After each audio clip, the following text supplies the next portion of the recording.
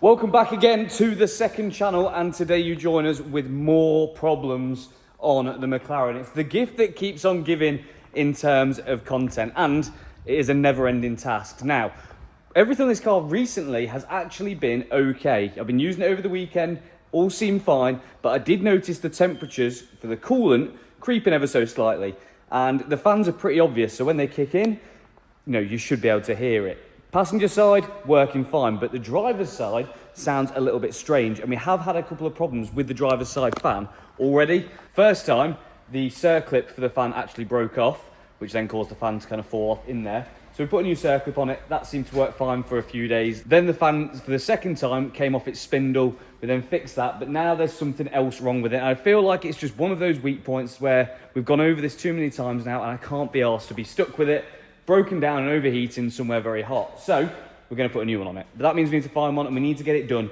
today. So I've found one that is for a 720S in Birmingham. Now, they are slightly different, but the 720S, 570S and 650S all share the same radiator. So I'm thinking, because that's how the fan mounts, is to the radiator, we should be able to run a 720S one. And you never know, it might even be a little bit more efficient and a revised version too. So we're going to hop in Cameraman Ross's van right now and go to lovely Birmingham and pick up our new fan, and then get back, get this on the ramp and try and solve this problem once and for all. And we are back with our 720S fan. Now, like I said earlier, there is some differences, and I'm not 100% confident this is going to fit. And I think the reason why it might not is because of these here, but we'll explain more as we get further into the job. Maybe we can take some parts off this and make the one that's on there work with the parts from this. Let's get pulling this thing apart, shall we? This car is getting to the point now where I feel like I could take it apart with my eyes shut.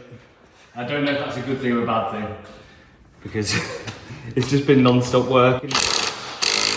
By the way, if you're wondering where Mickey's been, he's going to be absent for a few parts of the next few videos, because unfortunately his mum is in hospital, so he's looking after her. So let's all send our love to Mickey's family.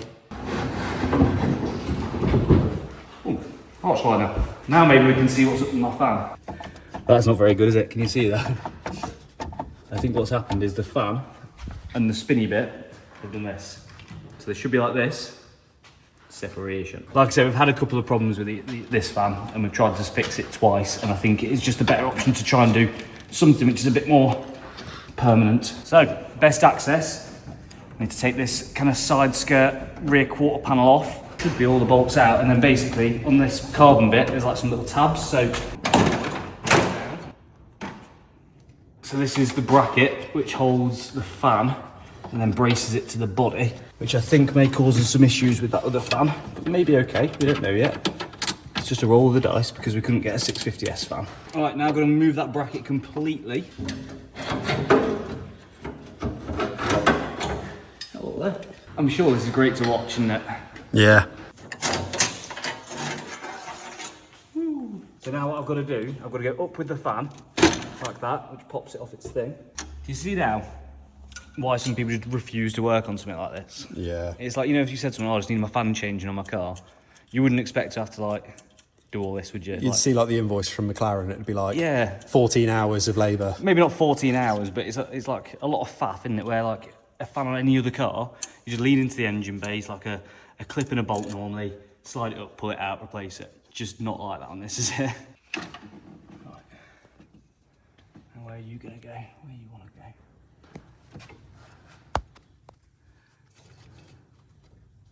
It's hard because they're not very flexy.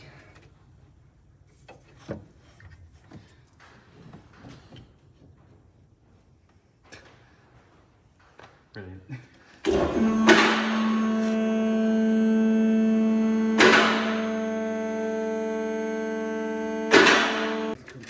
There you go, yeah.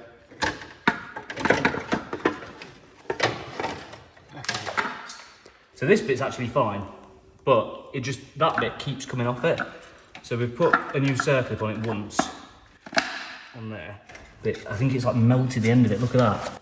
Even if that was on, that'd still be a bit floppy, wouldn't it? Because it's I don't know, that bit's obviously come into contact with some bits. So also as well, we're missing a part in there, which sits in the hole in this. That normally has like a little bar that goes through it, which then locks it into there. And that was another part that we replaced, but that seems to have disappeared. So when it's probably been spinning and the fan's not been on it, it's just gone and just flung out. Now, the question is, how are we going to fix it? So we've sort of got two options here, don't we? We can either swap the fan over into this shroud or just use this shroud. Now, my insides, my guts are telling me the less I mess around with it, the better. Because I've got less chance of something like that happening. So, I want to see if I put these side by side. You can see they're visibly different, but it looks like the top mounting points go in the same place. Bottom mounting points go in the same place. The fan is just slightly further down, isn't it? Is that all it is? Yeah. Yeah, because like you say, these ones line up, these ones line up, but the fan is like a couple of inches further down. And that makes another problem, which I've just realised. See the mounting points for the actual fan itself? It's just at a different point. I don't actually know if the fan is smaller.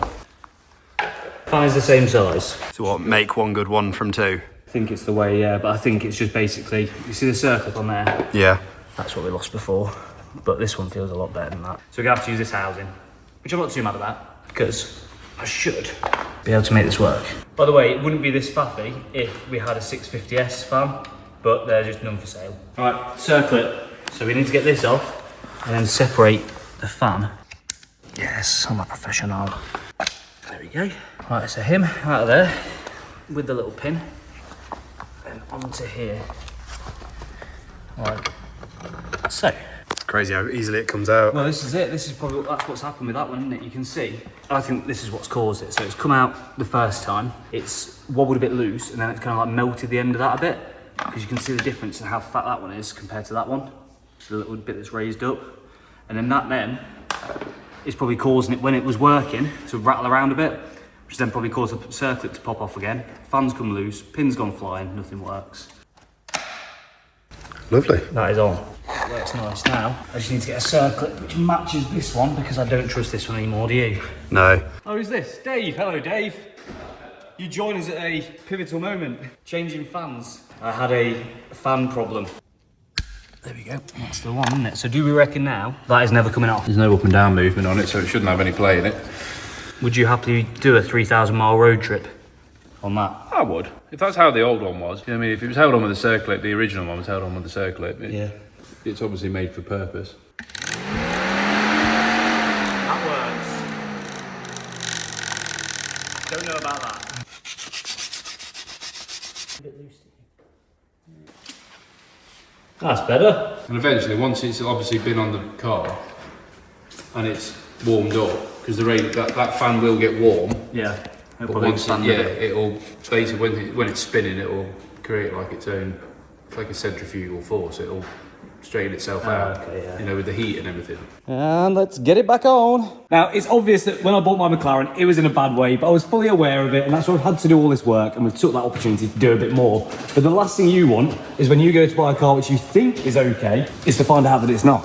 Because it has been known sometimes when there's cars for sale, they actually have a hidden history which the seller doesn't disclose. Using Car Vertical, we can expose that. Like this McLaren 720S that we're looking at here. Now, we can see the mileage looks good, but the legal status and the damage reports are not so great. So if we go down to the legal status for the first one, boom, beware, this vehicle has been marked as scrap. Now, the problem with scrap is you can't drive it. So if someone had repaired this and tried to sell it onto you again, then you would then be driving an illegal car and it would get put in the bin by the government. And on the damage report, you can see it is a category B, which means it's only good for salvage parts. So you can only buy it to break it apart for bits, and is illegal to go on the road, like we said a second ago. And also in the photos section, you can actually see how bad the car was. So, funnily enough, no airbags gone. How strange. Seems to be a common trend. It does, doesn't it? But the back end is, that's a mess, isn't it? Yeah. That's not good. And also with Car Vertical, you've got all sorts of other good stuff. You can see if the car's currently outstanding as stolen or been stolen in the past, which this one hasn't. And you can also check the mileage graph. Now, this one got written off and it was pretty new, so it hasn't got much. But on an older car, you can see if there's been any mileage discrepancies or any tampering of the clocks going on. And also, you get a full vehicle timeline as well. So you can see what's happened to the car and when also the damage was detected. So if you want to check out a car that you're about to buy, car you already own, or a friend or family member's car, make sure to use Car Vertical to do so using discount code Chris, which is going to save you 20% off your report. So thank you, Car Vertical, for sponsoring this video. Make sure to check your car before you buy it. Let's get on with the video. Yeah, you're looking good. That like that. That like that. Yes, aye. Lovely. Lovely. It's like, everything's just so tight. I'll be honest, I was shocked at how easy that fan went back on there a minute ago. Yeah. How many times have we gone to do something and then gone, oh, we'll just spray it first, and then like after we spray it, it just goes straight on. Literally uncountable.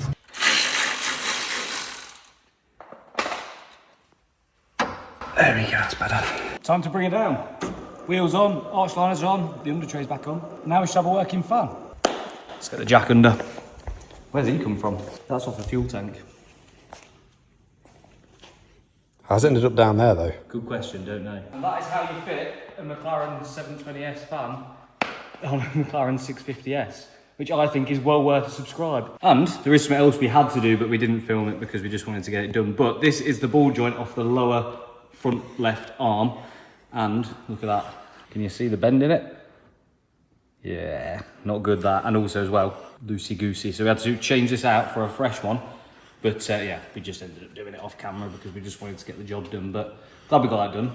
I'm surprised we didn't pick up on it already, to be fair. But we found it, we got it done. Fixed a knock on the front and fixed a problem. Right, test drive is going good, but we need something doing. Well, hello, you're looking a bit oily. That's another problem to deal with in a minute. But anyway, we need new gas struts. These are crap. We've come down to SGS. They're going to save us paying McLaren prices for them, and we're going to make some new fresh ones. Is the pressures written on the side of it? You got to replicate or anything, or? Yeah, because it's got an OEM number on it. Yes. So we'll match the OEM number. And the finishing touch.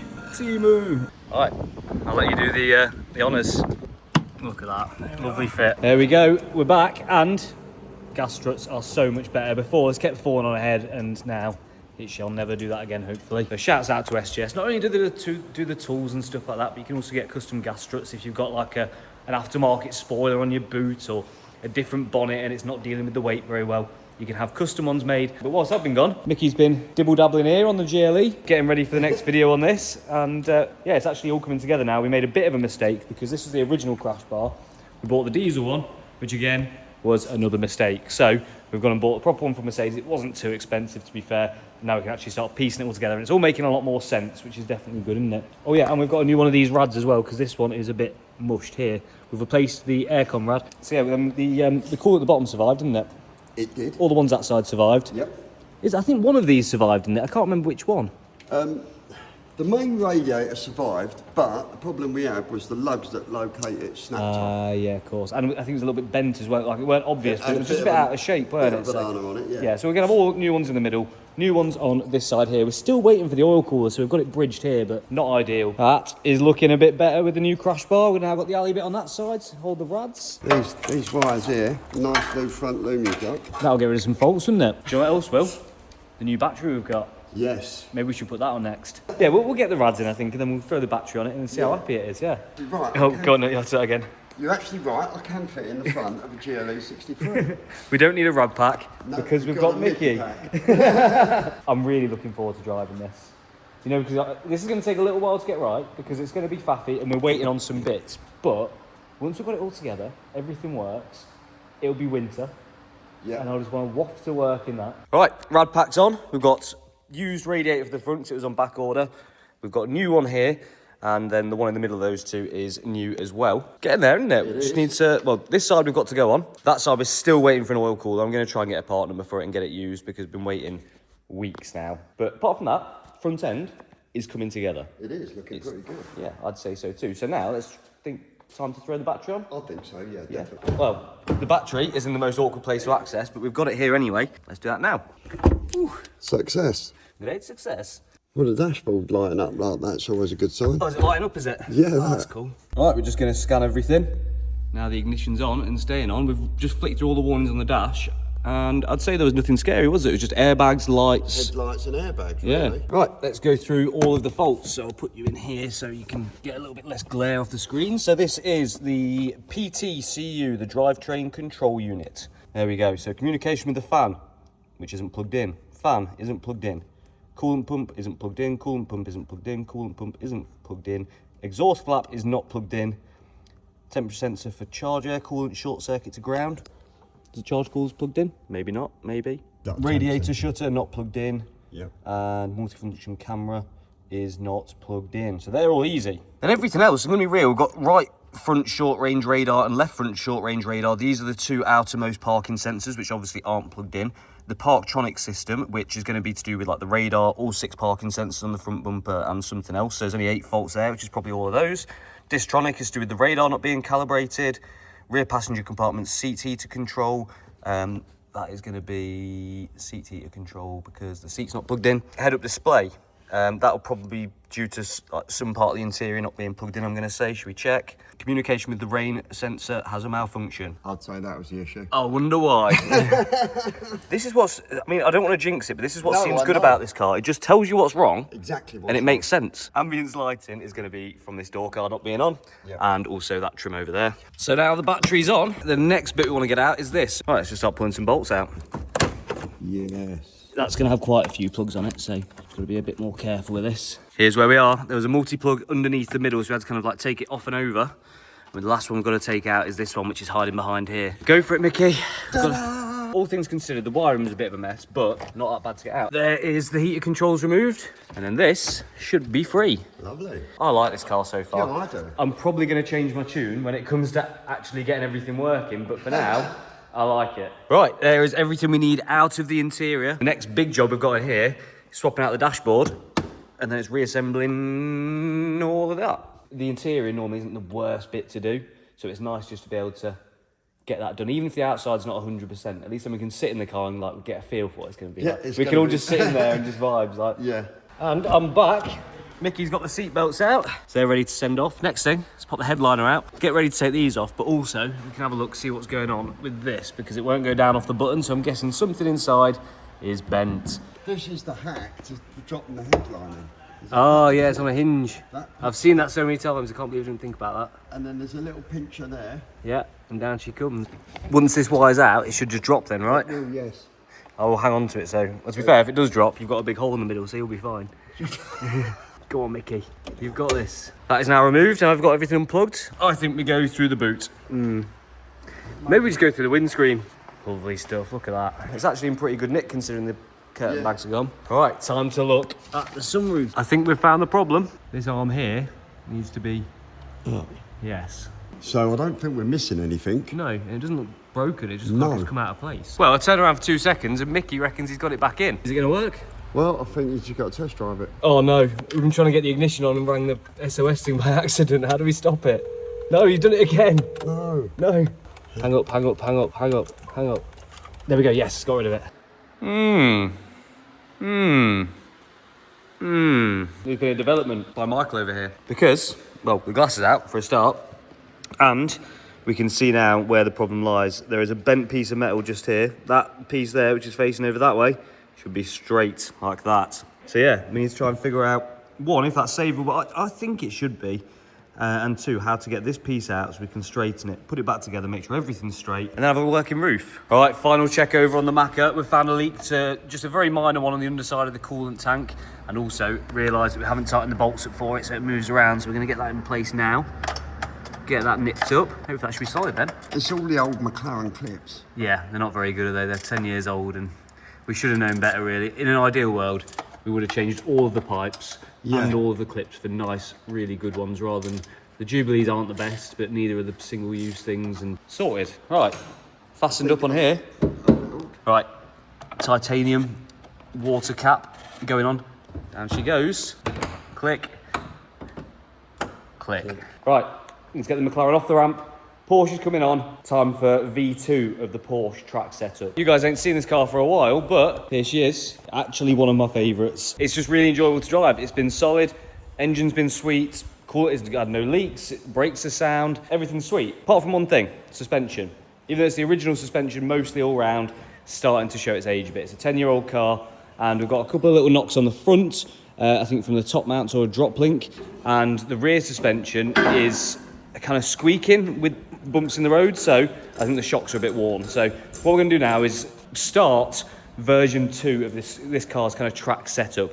We've kept it pretty simple so far, just put really good brake pads in it, decent brake lines, and just use the stock setup. But I want to take it that step further. So going to get the suspension off, get that sent off to Bilstein, who have very kindly offered to refurbish it, because it is Bilstein suspension from factory on this. And I've also got some other bits, which I'm going to show you in this video, but we're going to finish this job off when the suspension comes back. So let's get it up, get that off, and I'll show you what I'm going to do. Right, car is up. They don't look amazing, do they? It's like the hardest thing trying to work on a car and film yourself at the same time. Getting the drop link out is going to take a bit of the weight of the suspension, but that should be more than enough, Mickey. Right, we're just going to do the top mount nuts, and we're hoping what we might be able to do is drop it down into the hub, and it might give us enough travel this way to bring it out the arch and lift it up and out. That would be the easy way, but Nothing's ever easy when you're doing cars. it's not, no. They always like to try and mess with you, don't they? So I'm not feeling hopeful, but we've got to try it. It's the rules, so. Oh, there we go. Oh, that might come out, yeah. Oh, Oh, that was meant to be, wasn't it? it was, yeah. Now it should. Oh. Now, this is the original shocks of the car. Is it feeling a bit loosey-goosey up there? That should be solid, really. It's like a ball joint, isn't it? Yeah, so not done many miles, done about 25,000 miles, I think, and it's okay, but it's 10 years old. The back's squeaking. I think it's time for them to get refurbished a bit and get smartened up. So, like I said, these are going off to Bilstein. We're going to do a few other suspension bits while we're there to unlock our V2 Porsche. So, top mounts. We've got a bunch of bits here from Suspension Secrets. Top mounts, arms, fancy little bits. So those are going to be going on soon. And also some fresh OEM drop links for the front as well. But I think now we're going to get around to that in the next video when we're back and take care of the whole lot of this and try and get it that little bit better for track, and I'll show you all the other fancy bits. So if you enjoy this video and you're enjoying the second channel, make sure to like it. Make sure to subscribe to this channel, because there's so many of you watching which aren't subscribed, and I'd really like to see this channel at 100k. But I'll catch you next time.